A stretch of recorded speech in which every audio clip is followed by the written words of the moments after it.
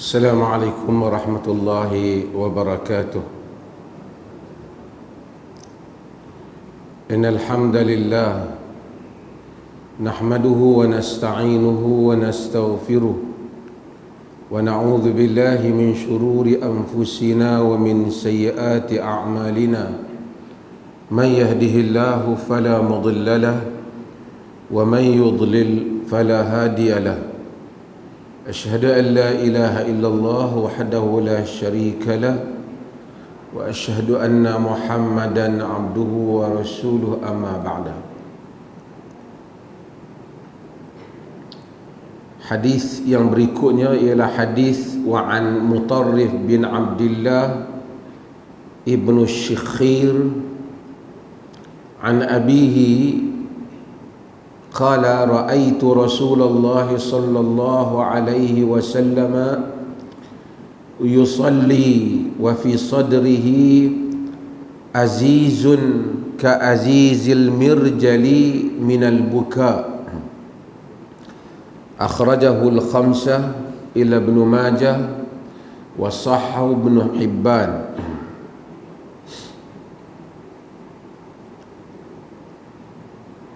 Daripada Mutarrif bin Abdullah bin Syikhir, daripada bapaknya, yakni bapa Mutarrif, yakni Abdullah bin Ibnu Syikhir, katanya ra'aitu Rasulullah sallallahu alaihi wasallam, aku melihat Rasulullah sallallahu alaihi wasallam yusalli, salat, sedang bersalat. Fa'al mudhari', yani dia sedang bersalat, dia lihat, yani dia menceritakan. Wa fi sadrihi, pada dadanya, azizun, ada mendidih, azizun ka azizil mirjal minal buka, mendidih, bunyi mendidih seperti mendidihnya air yang ada di dalam cerek ataupun bekas masak air itu. Dia dengar a sound from the chest of our Prophet sallallahu alaihi wasallam. Didengar like a bubbling of a pot from weeping. Dia macam bunyi apa, kita masak ayam, dia bunyi air menggelegak tu ataupun air mendidih tu. Kata Mutarrif, dia riwayatkan hadis ni daripada bapaknya Abdullah ibnu Syikhir. Dia kata dia tengok Nabi sallallahu alaihi wasallam salat, dada Nabi tu dengar macam bunyi menggelegak air. Sebab apa? Minal buka, disebabkan tangisan. Disebabkan tangisan. Hadis ni diriwayatkan oleh khamsah. Khamsah ni dia kata 5, diriwayatkan oleh 5 kecuali Ibnu Majah, dan disahihkan oleh Ibn Hibban. 5 ni siapa?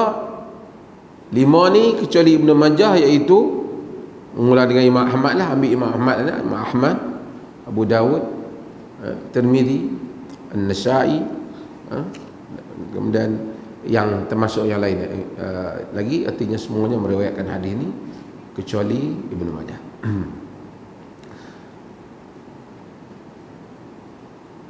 Apa maksud hadis ni? Hadis ni, kenapa Al-Hafiz Ibn Hajar Al-Asqalani bawa hadis ni ke sini? Ni bukan kan, sedangkan ada lagi selepas ni dia akan bincangkan bab berhubung dengan khusyuk di dalam solat. Tapi sekarang ni kita sedang bincangkan bab tentang solat, syurut solat, syarat-syarat solat. Kenapa dia bawa hadis ni? Dia bawa hadis ni, tujuan dia bawa hadis ni nak cerita bahawasanya jika satu orang itu menangis di dalam salat tidak membatalkan salat, dengan syarat dia memang menangis kerana takutkan Allah Azza wa Jalla. Kalau dia buat-buat menangis, kok dia jadi tu imam ke, nak buat style sikit, macam menangis, buat teresok-esok menangis, batal solatnya.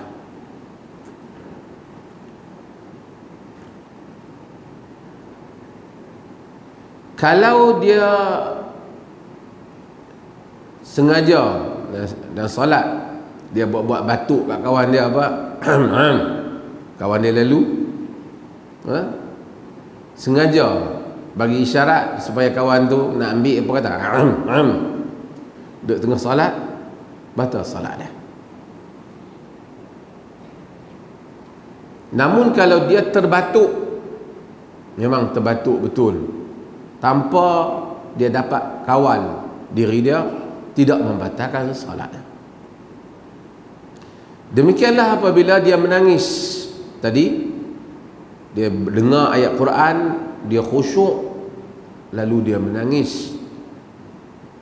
Dia bukan sengaja nak keluarkan suara, nak bagi orang dengar macam dia menangis. Memang dia tanpa kawalannya, tapi hanya semata-mata kerana khusyuk dia. Maka di sisi jumhur para ulama tidak membatalkan salatnya. Tetapi jika dia menangis kerana urusan dunia, dapat berita yang menyedihkan, dia pun solat. Masa solat teringat berita itu dan dia menangis. Bukan sekadar mengeluarkan air mata, tetapi mengeluarkan suara. Dan tangisannya itu bukan kerana takutkan Allah, tapi tangisannya itu kerana hal dunia yang dia teringat sebelum solat tadi, maka batal solatnya.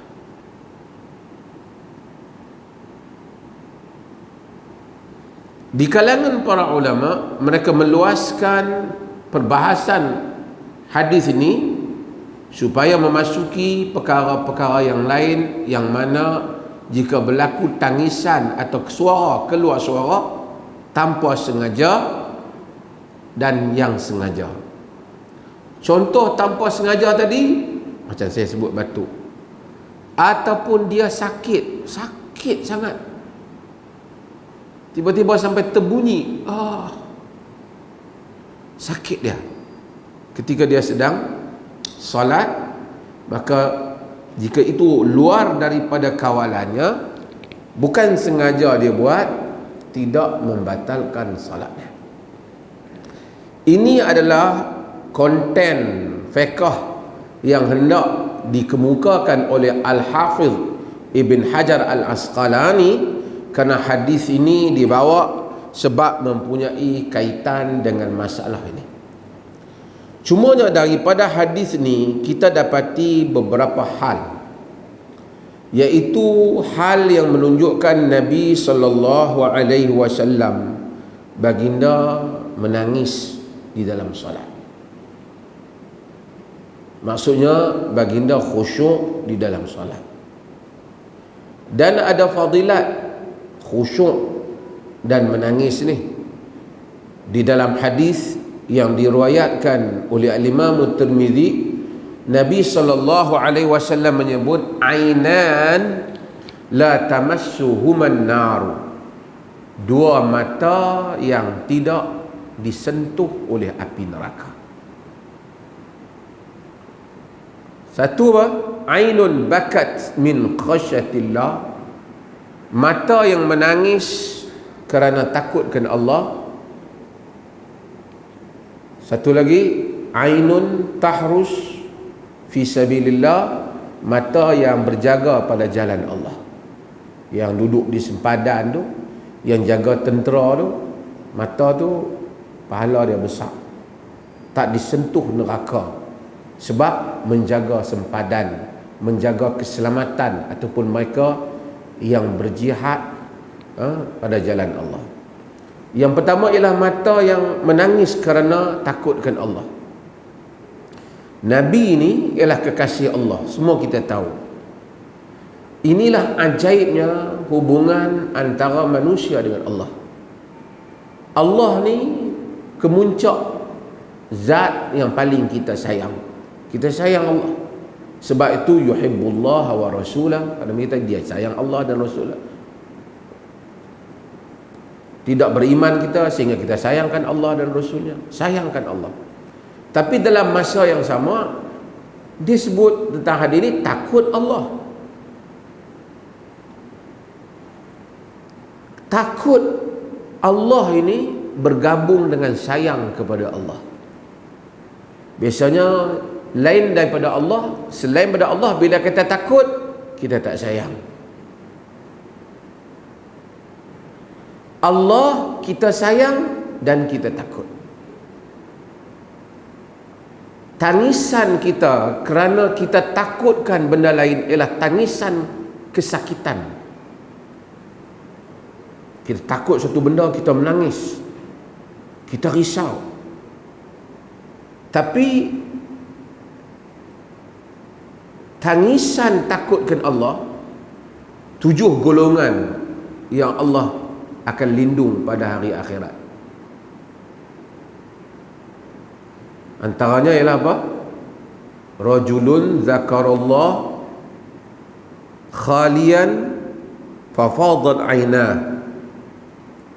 Lelaki yang mengingati Allah bersendirian kemudian mengalir air matanya. Yang ni termasuk 7 golongan yang Allah lindung pada hari kiamat kelak. Menangis takutkan Allah ni ada suatu nikmat yang besar, nikmat yang tidaklah dapat difahami melainkan orang yang menangis itu sendiri. Sebab itu mudah-mudahan tak ada lah di kalangan kita ini yang tak pernah menangis kerana ingatkan Allah. Mungkin satu orang tu tak menangis setiap hari, tapi ada waktunya dia akan menangis ingatkan Allah. Sehingga Nabi SAW minta perlindungan dengan Allah Ta'ala daripada mata yang tak pernah menangis kerana khusyuk kepada Allah. Nabi kata, Allahumma inni a'udzubika min ainin la tadma' wa min nafsin la tashba' wa min qalbin la yakhsha'. Ya Allah, aku mohon kepadamu daripada mata yang tidak menangis, daripada diri yang tak pernah puas, dan daripada jantung hati yang tidak khusyuk. 3 hal yang Nabi SAW minta lindung dengan Allah Ta'ala. Dan kita pun kena minta berlindung dengan Allah Azza wa Jal daripada 3 hal ini. Dalam sebahagian riwayat ditambah dengan benda-benda yang lain. Wa min da'watin wa min du'ain la yusma', daripada doa yang tidak didengari. Yani Allah tak terima doa. Allah ni Sami'ud du'a. Allah ni mendengar, maha mendengar doa. Sebab itu ditanya Ali bin Abi Talib, berapa jauh antara bumi dengan langit? Sesingkat doa yang mustajab. Mustajab ya doa, singkat. Ya Rabb, dia terima terus. Walaupun langit dan bumi ini begitulah jauh. Amerika kononnya lah turun ke Mars, turun ke Marikh. Dunia beri perhatian. Berapa ratus hari baru dia nak sampai. Itu yang dekat dengan kita. Tak payah tanyalah planet-planet yang jauh. Galaksi kita ni baru satu dibandingkan dengan tak tahulah bilion, ratus bilion bagai lautan, bagaikan pepasir di tepi lautan, kata ahli astronomi. Banyaknya galaksi ni. Kita ni baru debuan daripada satu galaksi.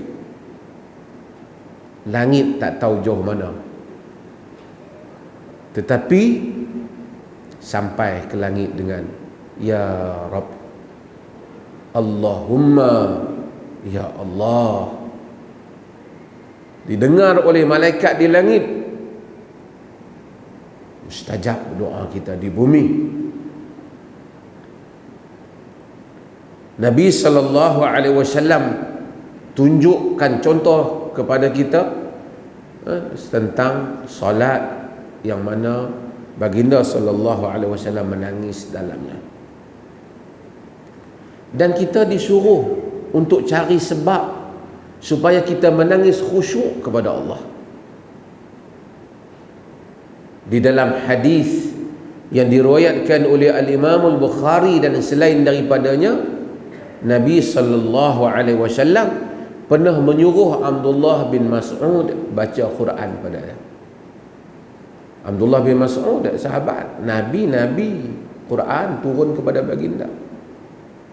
Nabi kata, iqra' alayya, baca Quran padaku. Kata Abdullah bin Mas'ud, aqra'u alayka wa alayka unzal. Adakah aku nak baca kepadamu sedangkan Quran itu turun kepadamu, Quran itu diturunkan?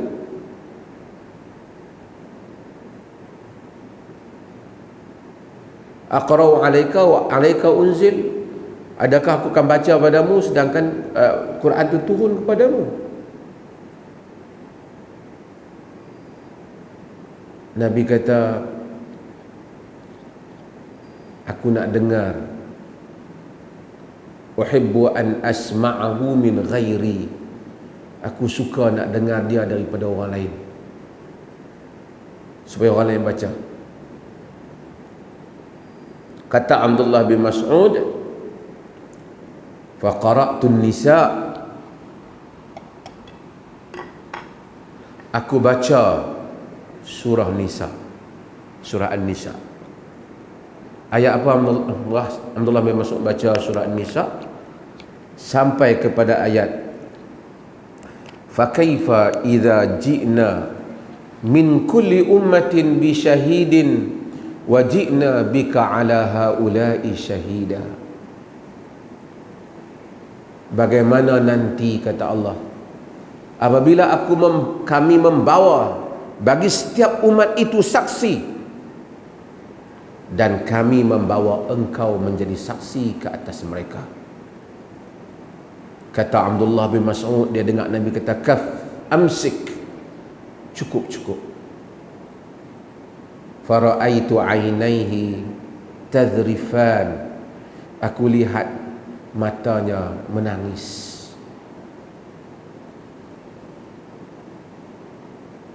Yakni Nabi sayu ingat bagaimana di akhirat nanti Nabi akan terpaksa menjadi saksi terhadap umat ini.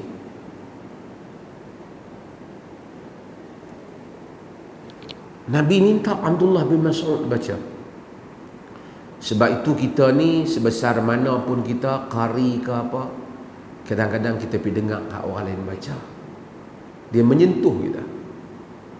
Demikian juga kita penceramah ke apa, kita dengar orang lain baca, kita dengar nasihat orang lain, kita dengar, kadang-kadang ia menyentuh diri kita, hati kita.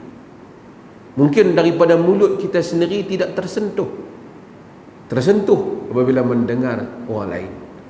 Mungkin orang lain tu kadang-kadang orang biasa sahaja, tapi datang nasihat yang ikhlas,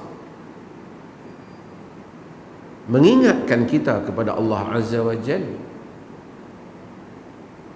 Sebab tu banyak mendengar daripada banyak sumber, terutama daripada orang-orang yang ikhlas di dalam nasihatnya.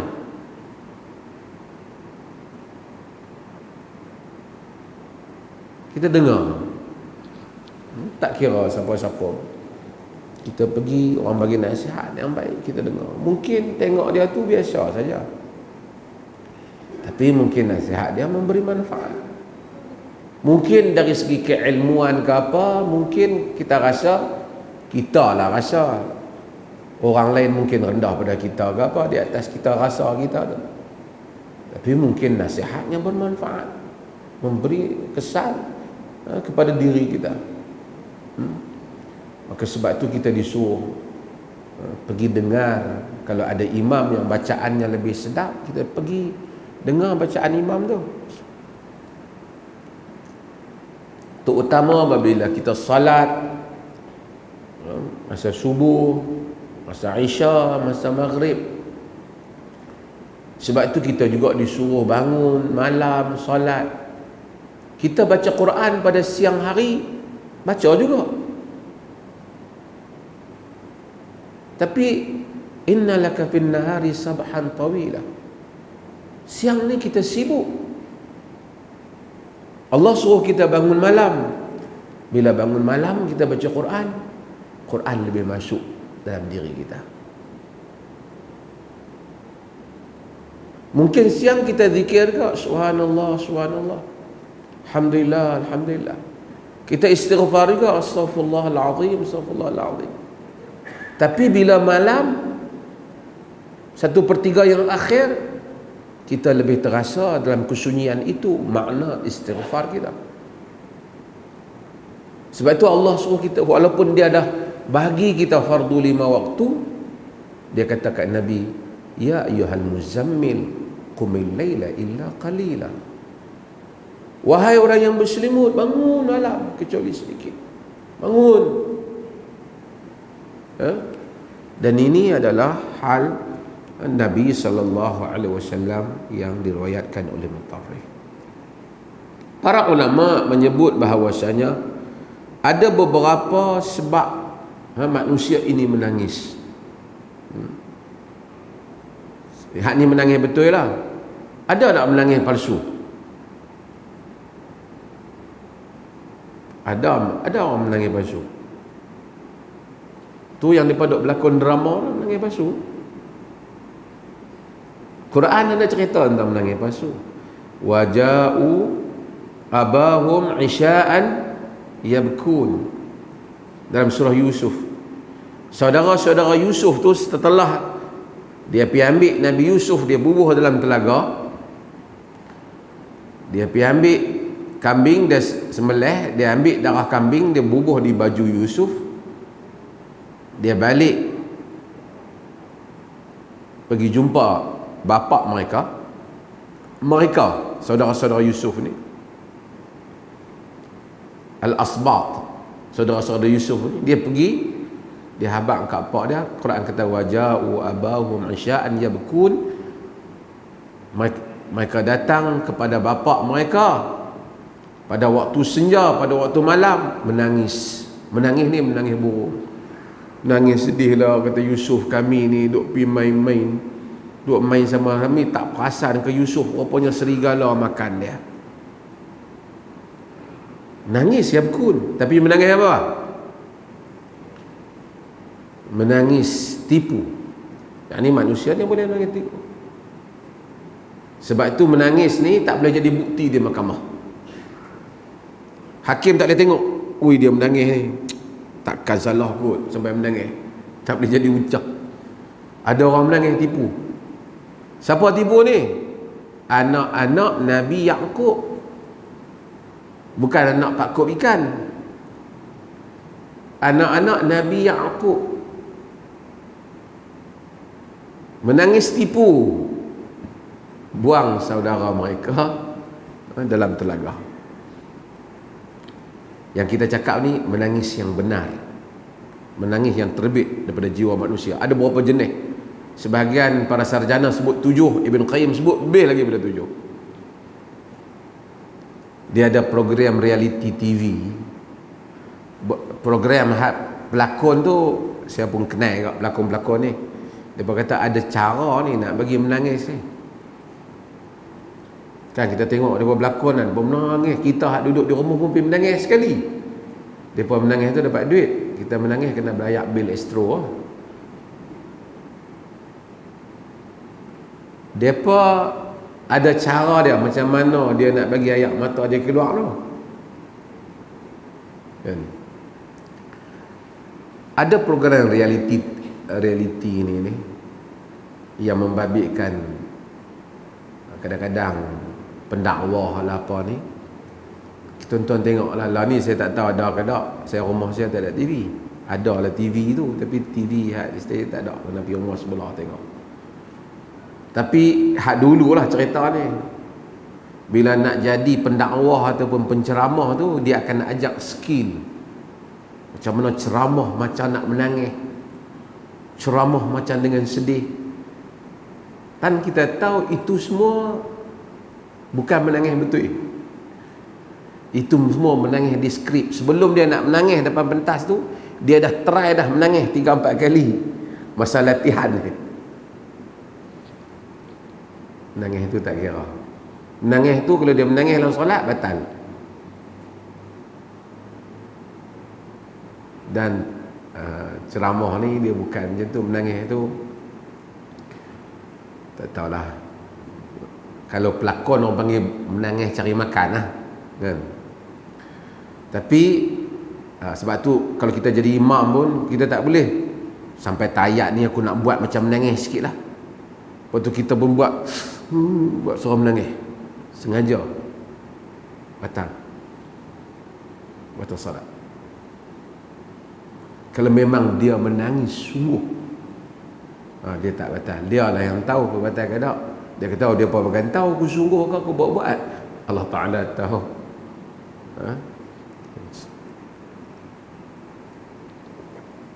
Ada beberapa sebab orang menangis. Satu, orang menangis kerana suka. Orang suka orang menangis, seronok sangat orang boleh menangis. Menangis juga, menangis tu tak ada pahala apa-apa. Tapi kalau dia menangis dia syukur, bolehlah dia syukur, alhamdulillah, dia sebut dia syukur. Satu, menangis kerana sedih. Boleh tak kita sedih hal dunia ke hal apa kita menangis? Boleh. Nabi SAW masa meninggal anak baginda Ibrahim, Nabi menangis. Kan kita setengah orang dia fikir nangis apa, dunia semua ni. Nabi menangis. Abdul Rahman bin Auf,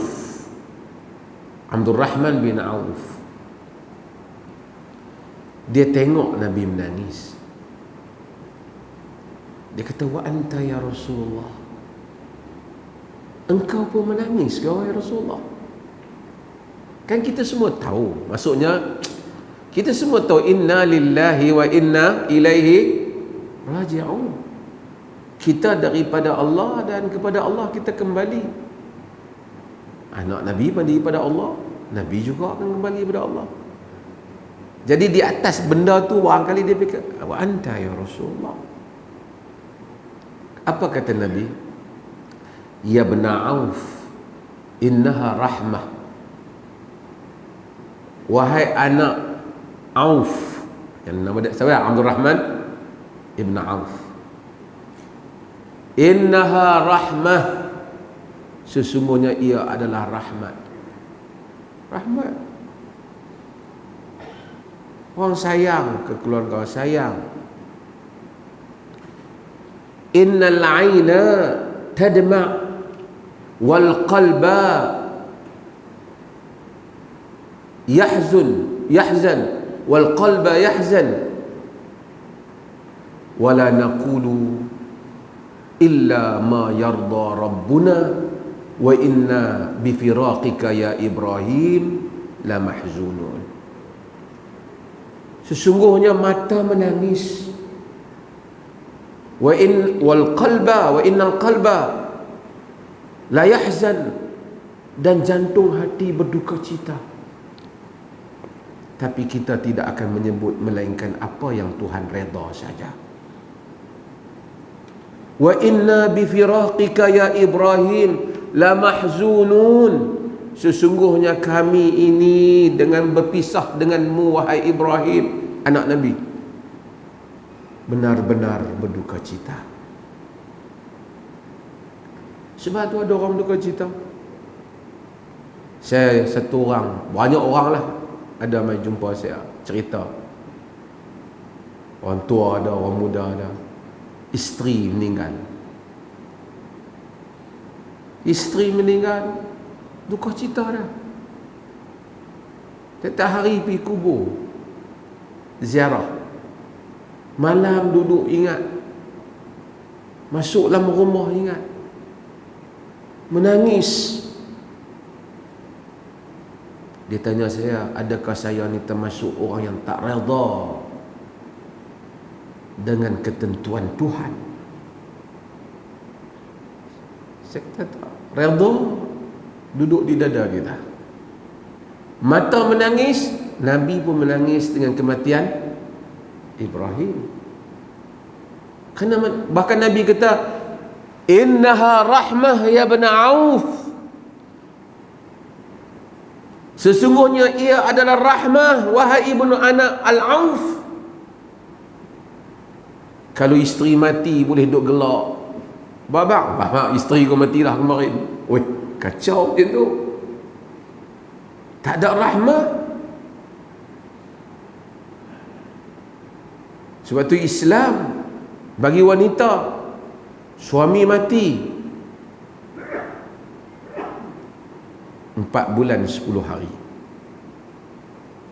supaya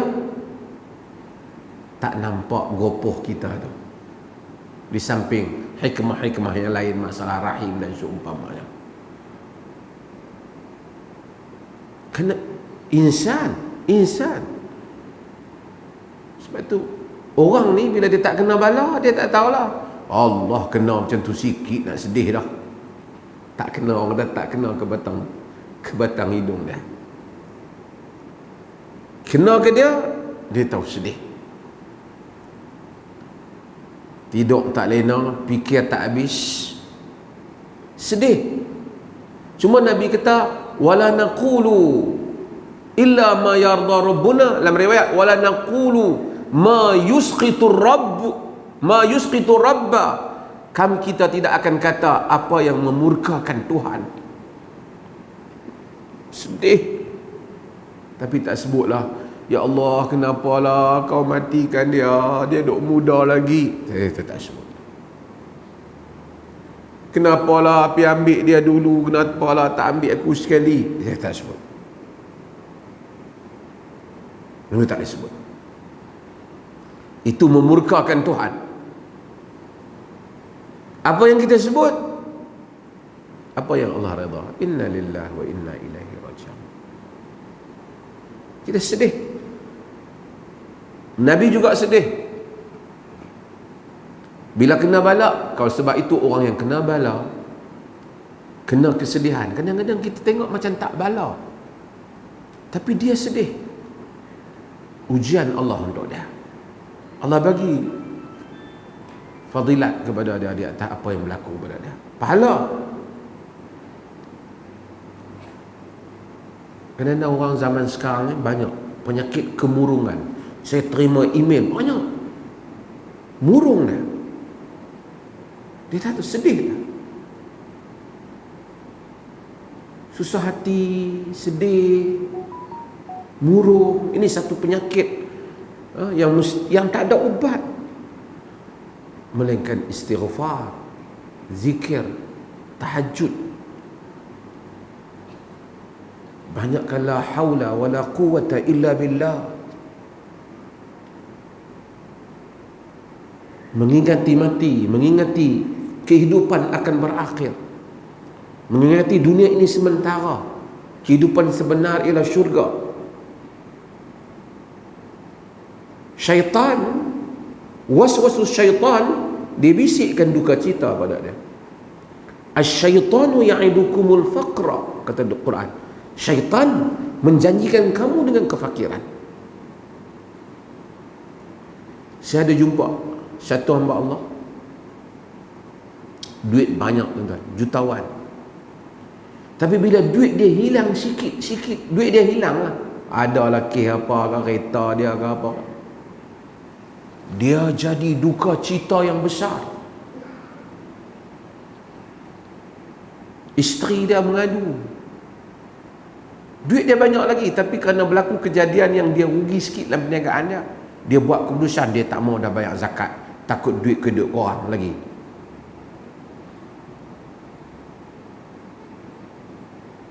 Asyaitanu ya'idukumul faqr, syaitan menjanjikan kamu dengan kefakiran.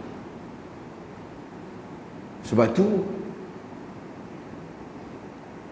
kekuatan manusia ni, dia tak boleh dapat duduk seorang-seorang pergi duduk, pergi masuk kursus motivasi, kuat, lepas tu menyanyi lagu kita boleh, kami boleh ke apa. Dia tak jadi.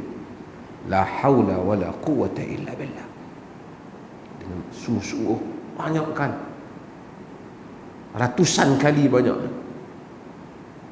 Bukan untuk orang, untuk kita dengan Allah Ta'ala. Bukanlah tempat jumpa orang sikit, la haula wala quwata illa billah, la haula, tak payahlah untuk tunjuk ke orang.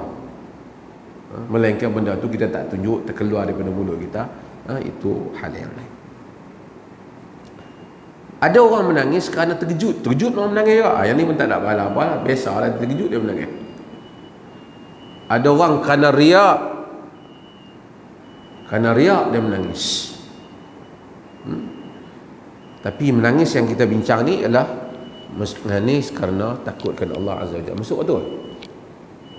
Masuk ya? Tak azan lah, insyaAllah.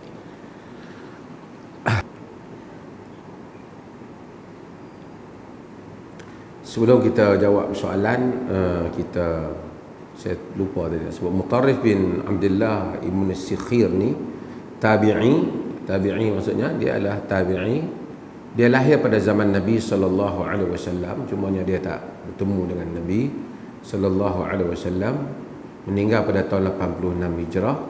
Dia antara orang saleh, yakni antara wali-wali Allah yang saleh. Bapa dia Abdullah Ibn Sikhir adalah merupakan sahabat Nabi SAW. Saya nak jawab beberapa isu sebelum jawab isu lain yang nanti yang sebahagian mungkin, walaupun saya dah tulis jawapan ni, tapi saya nak sebut untuk orang yang mungkin dia malas membaca, dia suka mendengar. Jadi ada orang dia suka mendengar, dia malas baca. Ada seorang dia baca, dia malas mendengar. Dua-dua. Yang bagusnya kita membaca dan mendengar.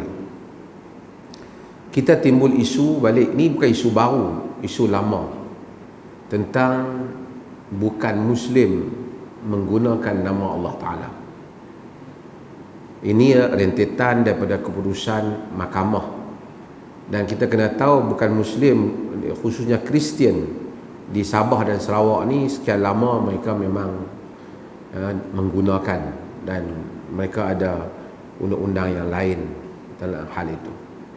Cumanya kita, sebelum saya nak bahas hal ni, di Negeri Perlis ni, kita 12 tahun yang lepas, pada tahun 2008 bulan Jun 2008, Mesyuarat Jawatankuasa Fatwa memutuskan tiada halangan orang bukan Islam menyebut nama Allah dan memanggil Tuhan dengan nama Allah. Yang ni kalau kita jumpa asing kata hari ini Tuhan Allah turun hujan, tak apa, jangan duk pergi kata asing. Kerana ada beberapa benda nak kena faham. Yang dengar ni dia kena dengar pergi habis pun dia faham. Isu guna nama Allah, tak boleh guna nama Allah ni, di kalangan bukan Islam ni, ini isu di peringkat Malaysia. Di peringkat Malaysia tempatan lah. Hal ini, isu ini tidak ada di negara lain.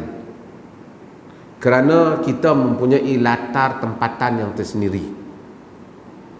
Di negara Arab dia tak timbul sebab Yahudi, Kristian, hatta orang musyrikin pada zaman Nabi SAW pun memang dia sebut Tuhan tu Allah.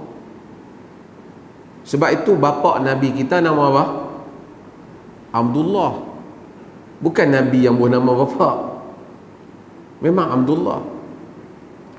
Orang musyrikin Mekah bila mereka tawaf Kaabah, mereka sebut apa sebelum Nabi datang? Mereka sebut juga labbaik Allah. Mereka tulis perjanjian kepung Nabi tu dengan Bani Hashim tu, mereka pelekat di Kaabah, gantung di Kaabah. Kepala perjanjian tu, persetujuan mereka kata bismikallahumma, dengan namamu ya Allah. Yang lain baru masuk Bani Hashim. Sebab tu sirah kata anak-anak makan semua kecuali tak makan tanam Allah tu saja. Dan memang mereka memang menyebut Allah. Dengar pergi habis dulu. Lagi belum kesimpulan lagi.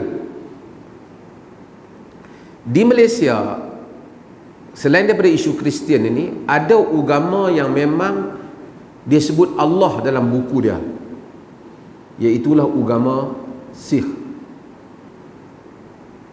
Tahu agama Sikh? Orang Sikh ni Tuhan dia memang Allah. Walaupun dari segi sejarah agama dia ni datang kemudian daripada Islam. Pada sisi pengkaji agama, dia melihat, dia cuba gabungkan antara agama-agama. Dia datang kemudian, tetapi dia memang teks dia menyebut Tuhan tu namanya, dia panggil Tuhan tu Allah. Pasal dia ada pengaruh Islam juga dalam tu. Dia datang kemudian daripada Islam. Orang bukan Islam di negeri kita ni, di negara kita ni, ada yang menyebut Allah juga. Ada lagu-lagu negeri yang memang menyebut Allah. Bila rakyat dia kena menyanyi, Allah selamatkan duli tuanku, rakyat mohon merestu di bawah duli tuanku, semua banyak. Lagu-lagu ni, lagu negeri yang dinyanyikan oleh rakyat negeri yang memang ada perkataan Allah, dan lagu ini merangkumi sekalian rakyat. So nak faham latar isu tu dulu baru boleh kita pergi. Ada juga bukan Islam yang gunakan juga kalimah Allah ni ketika bertugas, seperti perkataan Allah pada logo polis. Ada tak polis yang bukan Islam di Malaysia? Ada. Artinya dari segi realitinya benda tu berlaku. Apa isu dia? Sebelum kita nak pergi isu, nak bagi faham hal ni. Apa stand Quran kepada orang yang sebut Tuhan ni Allah, sedangkan dia tak beriman macam mana Islam ajar? Banyak ayat Quran Allah Ta'ala sebut tentang mereka ni. Antaranya dalam surah Al-Ankabut, Allah kata, wala in sa'altahum man nazzala minas sama'i ma'a fa ahya bihil ard min ba'di mautiha la yaqulunna Allah qulil hamdulillah bal aktsaruhum la ya'qilun. Jika ditanya mereka siapakah yang menurunkan hujan daripada langit, menurunkan air daripada langit dan menghidupkan bumi setelah ia mati, nescaya mereka akan menjawab Allah. Katakanlah wahai Muhammad, alhamdulillah. Tetapi kebanyakan manusia ini tak ada, kebanyakan mereka tu tak ada akal, tak berakal. Kata Allah tapi buat benda tak taat Allah. Banyak lagi ayat, wala in sa'altahum man khalaqas samawati wal ard la yaqulunna Allah. Jika ditanya mereka siapakah yang menciptakan langit dan bumi, nescaya mereka kata Allah. Allah suruh puji, tak apa, baguslah. Cuma pasal tak beriman. Lebih daripada itu ialah, ataupun berhubungan dengan itu ialah, Al-Quran dalam surah Al-Hajj, Allah Subhanahu wa taala cerita tentang peranan jihad. Peranan jihad. Apa Allah kata? Walaula daf'ullahi an-nasa ba'dhum bi ba'd lahuddimat sawami'a wa biya'un wa salawatun wa masajidu yuzkaru fiha ismullahi katsira wa la yansurannallaha man yansuruh innallaha laqawiyyun aziz. Walaula, jika tidak Allah jadikan manusia itu berlawan antara satu sama lain, lahuddimat sawami'a wa biya'un wa salawatun wa masajidu yuzkaru fiha ismullahi katsira. Nescaya akan dibinasalah rumah-rumah ibadat orang-orang ahli-ahli ibadat rahib, dibinasakan gereja, dibinasakan sinagog, rumah-rumah ibadat orang Yahudi, dan masjid yang disebut di dalamnya nama Allah banyak-banyak. Dr. Wahbah Zuhaili, Ibn Kathir sebut dalam tafsir Ibn Kathir sebelum daripada itu, Wahbah ni kita tafsir kemudian, menukilkan kalam Ad-Dhahhak, menyatakan bahawasanya yang disebut dalamnya nama Allah banyak-banyak tu semua tempat-tempat ibadat tadi. Walaupun ada masalah mereka ni, tapi memang ada sebut nama Allah. Sebab tu dalam peperangan Islam kata, jangan musnahkan gereja, jangan musnahkan rumah ibadat Yahudi, jangan terpelihara. Nabi SAW buat perjanjian dengan Quraisy. Nabi buat perjanjian dengan Quraisy. Nabi tulis Bismillahirrahmanirrahim. Suhail bin Amr, wakil Quraisy. Suhail kata, ma nadri ar-Rahman ar-Rahim, kami tak tahu apa dia ar-Rahman ar-Rahim. Uktub bismika Allahumma, tulislah dengan namamu ya Allah. Suhail wakil Quraisy buat perjanjian dengan Nabi. Ali tak mau tulis tu, kepala Quraisy. Nabi dah tak apalah, tulis dia mau. Bismika Allahumma, dengan namamu ya Allah. Maksudnya mereka sebut Allah. Nabi tak kata kamu jangan nak sebut nama Allah. Tak. Itu persetujuan mereka dengan Nabi SAW. Artinya yang Islam tentang bukan mereka sebut nama Allah. Yang Islam tentang ialah syirik mereka, penyelewengan mereka, dan salah mereka di dalam menyifatkan Allah Azza wa Jalla. Qad kafara alladhina qalu inna Allaha thalithu salasa, maka telah kufurlah orang yang mereka yang telah menyatakan Allah itu tiga daripada yang tiga. Inna Allaha thalithu salasa, Allah tiga daripada yang tiga. Allah, Quran kritik yang itu, bantah yang itu. Sebut Allah tu sebagai Tuhan yang sebenar, tak ada isu. Maka dalam konteks Malaysia, walaupun kita itu pendapat kita kata kena ada beberapa syarat kalau mereka nak guna. Yang pertama ialah, kalau mereka nak sebut Allah, hendaklah merujuk kepada Tuhan yang sebenar. Bukan pergi ambil Allah bubuh kat berhala, pergi bubuh kat kuil Allah, pergi bubuh kat tokong tulis Allah. Yang tu tak boleh. Sebab Quraisy pun punya sesat dia, beratus berhala di keliling Kaabah, dia tak bubuh nama tokong dia tu berhala Allah. Dia boleh Manat, Lata wal Uzza, Lata wa Uzza. Dia tak panggil tokong dia Allah. Allah.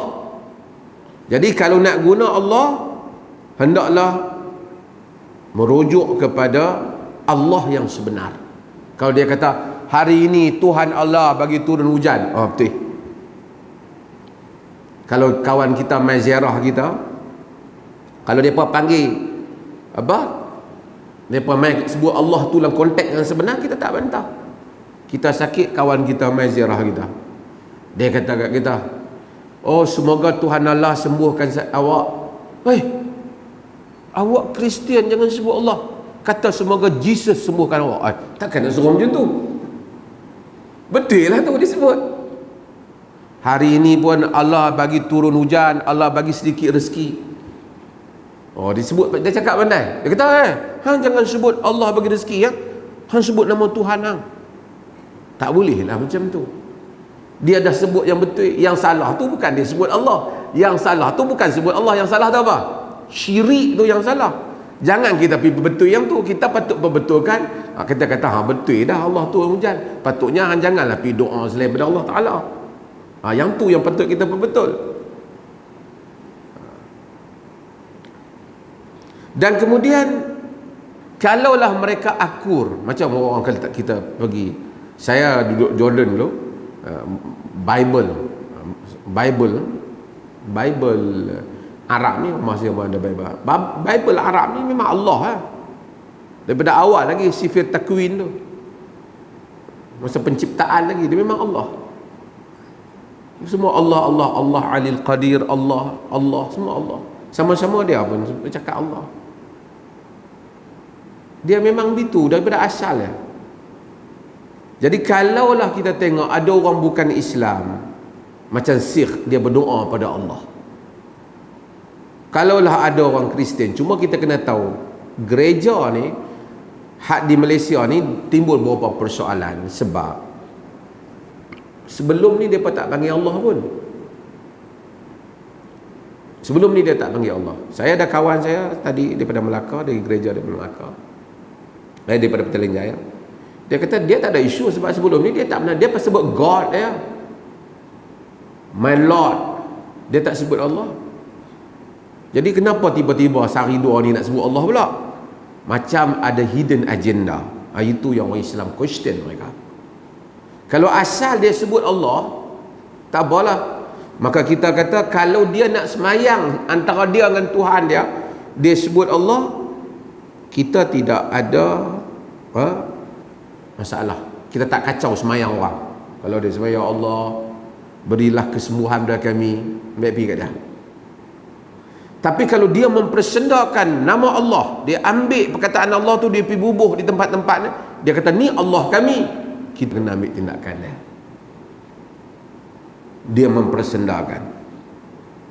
Kemudian orang bukan Muslim boleh sebut Allah, tapi tak boleh provoke,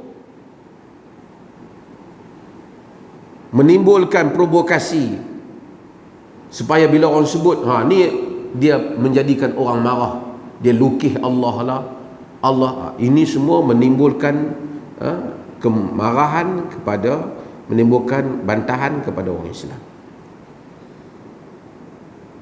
Kalau dia sebut cara yang betul, dia kata semoga Allah panjangkan umur awak, okey lah, tak apa. Boleh tak dia hantar surat kat kita kepada, to my good friend, may Allah bless you. Kita pun tengok, member ku, dia ni bukan Islam, dia sebut Allah. Kita snap, kita buat report. Tak payahlah. Betul lah, may Allah bless you. Sekali kalau dia kata may Shiva bless you, kita pun marah. May Jesus bless you, kita marah lah. So kita tengok dalam konteks apa dia sebut. Kalau dengan tu, maka pihak kerajaan kita mencadangkan, bagi saya lah, bukanlah besar kerana isu ini, kerana di mahkamah di Sabah dan Sarawak memang telah mereka gunakan sejak dulu. Cuma yang menjadi kekuatan untuk kerajaan ialah meletakkan syarat-syarat supaya tidak menjadi persendaan. Kalau kita kata totally mereka tak boleh guna, kita pun tak boleh guna, mereka tak boleh guna lambang polis, mereka tak boleh juga menyanyi lagu-lagu negeri yang ada kalimah Allah. Mereka pun tambahan Cina di Kelantan macam-macam. Oh, insyaAllah nanti saya pergi. Ini Islam dia. Duk kawan dengan Melayu lama, takkan nak suruh pergi tangkap dia pula. So in what context dia guna kalimah itu? Ini bagi mereka yang bertanya hal ni, supaya kita orang Islam rasional dalam isu-isu yang seperti ini. Kerana teks kita based on our text. Quran kata apa? This is more to urus takbir, siasah syariah. Administratif kerajaan yang ada ni ataupun sebelum ni ada timbul dah benda ni, macam mana nak diuruskan supaya benda ini tidak menjadi satu provokasi ataupun tak jauh juga menghalang apa yang menjadi hak yang dibenarkan oleh Allah. Sagi kita pula tak benarkan orang bukan Islam nak sebut Allah dalam konteks kalau ditanya kita siapa Tuhan yang sebenar, kita kata Tuhan yang sebenar Allah. Jadi Allah lah Tuhan sebenar. Awak jangan sebut, awak tak boleh sebut. Takkan kita kata gitu ke dia? Dia tak masuk Islam lagi. Dia kata siapa Tuhan yang sebenar? Kita kata Allah Tuhan yang sebenar, Allah yang mencipta. Jadi Allah yang kamu tak boleh sebut Allah. Dia bolehlah sebut Allah kalau konteks dia betul. Kadang-kadang orang Islam kita ni dia pakai syok semangat dia pun tak faham apa. Jadi tak betul. Wallahu taala alam. Ada soalan? Kita malam ni ada 2 program. Selepas ni saya ada program dengan Imam Masjid Aqsa live di ni Zoom lah. Tengok Zoom lah. Zoom. Jika tak ada soalan kita akan ni. Tuan-tuan ada soalan?